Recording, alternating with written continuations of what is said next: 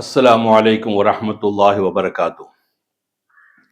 மரியாதைக்குரிய பெரியோர்களே, தாய்மார்களே, சகோதர சகோதரிகளே, அல்லாஹுவின் நல்லடியார்களே, பொதுவா இன்னைக்கு டாக்டர் மாட்ட போனீங்கன்னு சொன்னா ஏதாவது ஒரு வியாதி அப்படின்னு சொல்லி போனா டாக்டர்மாரு ஒரு லிஸ்ட் சொல்லுவாங்க. பிரியாணி திங்காதீங்க, குஸ்கா சாப்பிடாதீங்க, பீஃப் திங்காதீங்க, பொராட்டா திங்காதீங்க, சுவிட்டு சாப்பிடாதீங்க, ஃப்ரூட்ஸ் சாப்பிடாதீங்க, முட்டை சாப்பிடாதீங்க, கொழுப்புள்ள தேங்காய் எண்ணெய் கடலை எண்ணெய் சாப்பிடாதீங்க. இப்படி ஒரு பெரிய லிஸ்ட் சொல்லுவாங்க.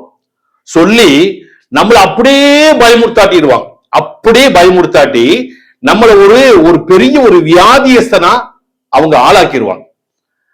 அதனால இது சொல்றது பூரா பொய்ன்னு நான் சொல்லல. நம்ம தவறு நம்ம மேல இருக்கு. அதுதான் ஒரு விஷயம். என்னன்னு கேட்டீங்கன்னு சொன்னா, எல்லாம் சாப்பிடுங்க, எல்லாமே சாப்பிடுங்க.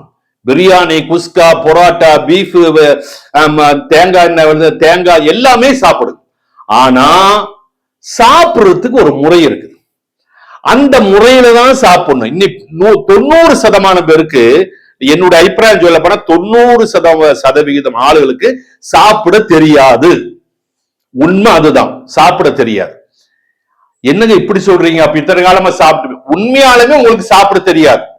சாப்பாட சாப்பிடக்கூடிய முறையில சாப்பிட்டீங்கன்னு சொன்னா எந்த வியாதி வராது. அதுக்கு சில முறைகள் இருக்குது. ரசூலுல்லாஹ் அவர்கள் தெளிவான முறையில ஹதீஸில் நமக்கு சொல்லி தந்திருக்கிறார்கள். அதை நம்ம கவனிக்காம வாயில தூக்கி நாக்கு மேல வச்ச உடனே லபக், நாக்குல வைக்கிறது லபக் லபக், இப்படி இறக்குனா எல்லா வியாதியும் வரும். எல்லா வியாதியும் வரும். ஒரு வியாதி விடாம எல்லா நோய்களும் வரும். அதனால நான் இப்ப சொல்லி தரக்கூடிய அந்த சிஸ்ட பிரகாரம் நீங்க ஃபாலோ பண்ணி பாருங்க. சரியா தப்பான்னு உங்களுக்கு தெரியும்.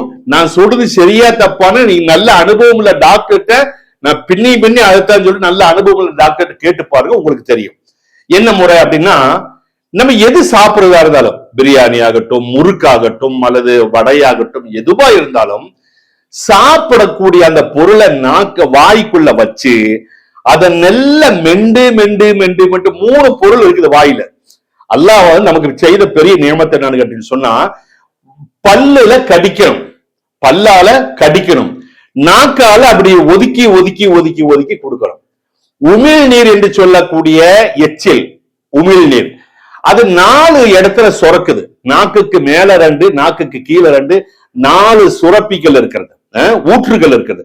அந்த உமிழ் நீரை கலந்து நல்ல கூழு மாதிரி ஆக்கி, அது எதுவா இருந்தாலும் சரி, கூழா இருந்தாலும் அதை கூழு மாதிரி ஆக்கி நல்ல மெண்டு மெண்டு மெண்டு மெண்டு நீங்க நல்ல அதை சாப்பாடு இறக்குறீங்கன்னு சொன்னா, நல்ல கூழு மாதிரி ஆக்கி இறக்குறீங்கன்னு சொன்னா எந்த வியாதி வராது. பைல்ஸ் வராது, அல்சர் வராது, இல்ல வேற வயிற்றுனால எந்த விதமான நோய்களும் ஏற்படாது. இந்த 3 சிஸ்டத்தை நம்ம ஃபாலோ பண்ணாம எல்லாத்தையும் தூக்கி வாயில வச்சு லபக்கு லபக்கு லபக்கு லபக்கு நீ இறக்குறதுனாலதான் எல்லா வியாதி வருது. நான் இப்பவும் சொல்றேன், அடிச்சு சொல்றேன், என்ன தெரியுமா? எல்லாம் சாப்பிடுங்க, எல்லாம் சாப்பிடுங்க.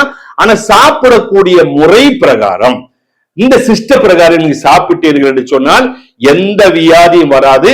இது அனுபவ ரீதியா நான் சொல்லக்கூடிய விஷயம், அனுபவ ரீதியா சொல்றேன்.